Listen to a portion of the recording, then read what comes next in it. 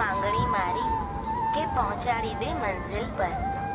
ફક્ત એ ખાતરી દઈ દે કે હું સાચી દિશામાં છું. પ્રભુ, આટલું પ્રમાણપત્ર તો આપી દો કે હું સાચી દિશામાં છું.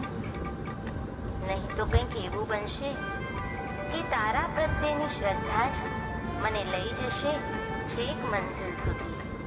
માર્ગ ભૂલી જઈશ તો દિશાઓ બદલાઈ જશે. ભક્તની આ પ્રાર્થના સાંભળતા જ પ્રભુ શું કહી રહ્યા છે તે સાંભળીએ.